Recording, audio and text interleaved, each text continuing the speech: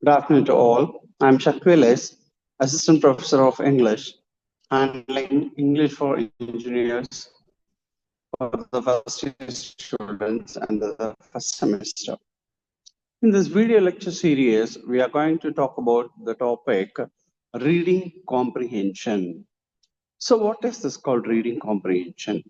So, we all know reading comprehension when we plus comprehension.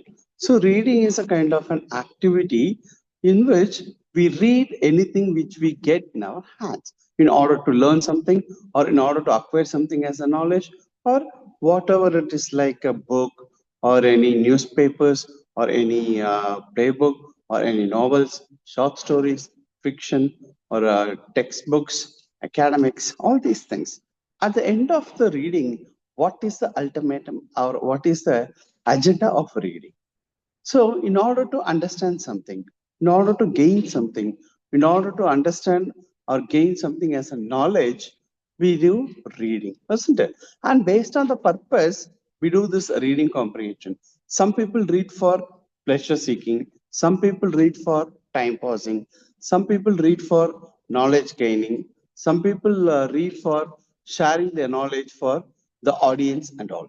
So it is based upon the readers as well as the purpose of the text and the purpose of connecting the audience with the speakers in future.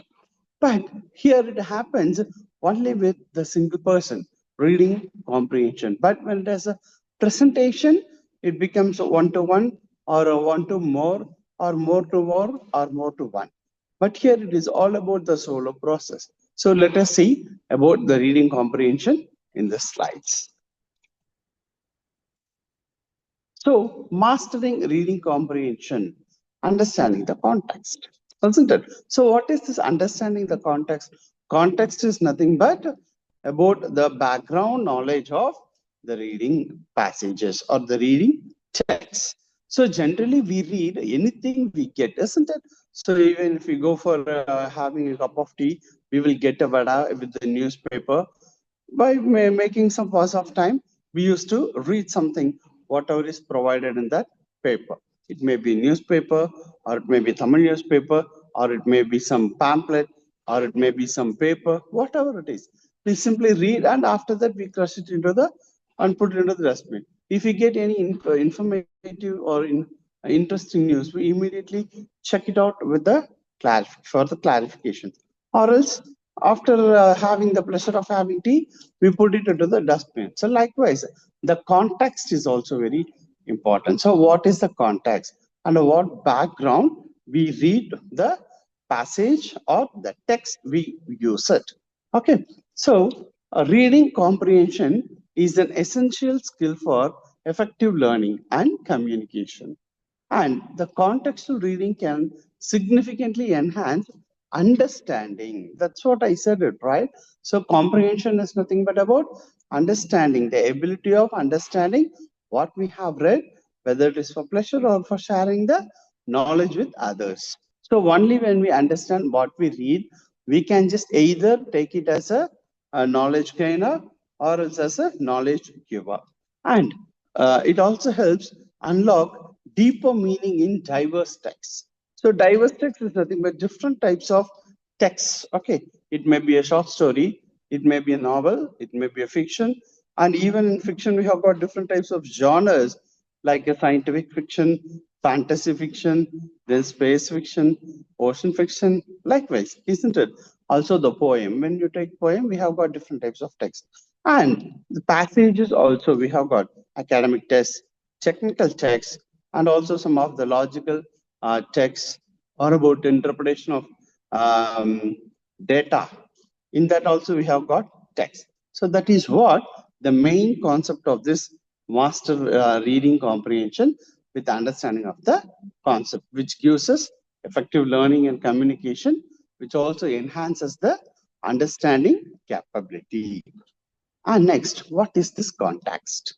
Let us see.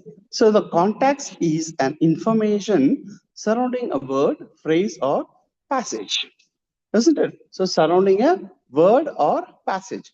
So what is this word? A word is nothing but about a single word can be like that, a single phrase can be like that, or a single passage may be also be a context, and it provides clues to the meaning, intent, and nuances.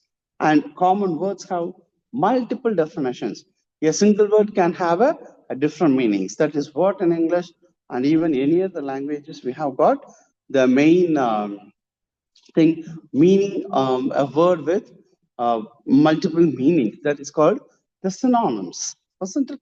Your common words have multiple definitions, and this context resolves ambiguity over 90% of the time. So ambiguity. So when you know about the multiple meaning of a single word, that definitely helps you to resolve the ambiguity when you take up any test or when you go through any reading comprehensions. So that is why it is a context. A context is a information that surrounds a word, might be a phrase or a passage that gives us some clue connected with the meaning and its intentions, and which helps us to resolve ambiguity.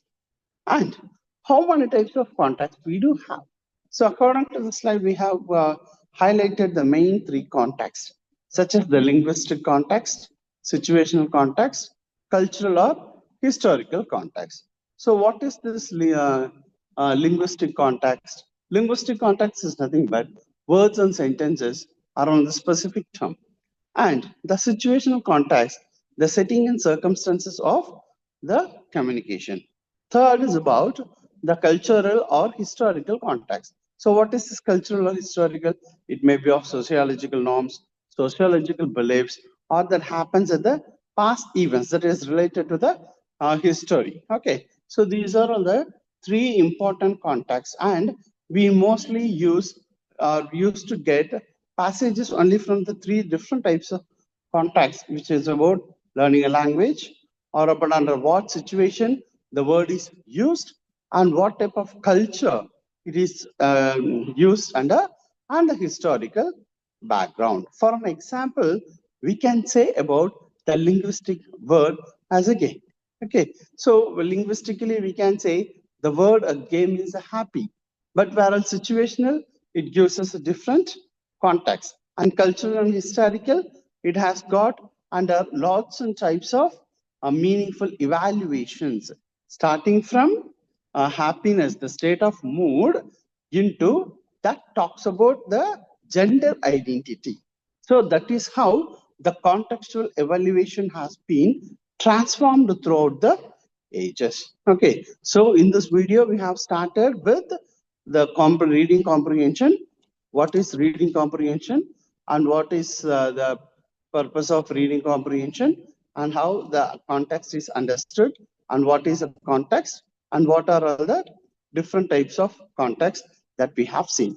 The remaining we shall continue in the next video lecture. Thank you.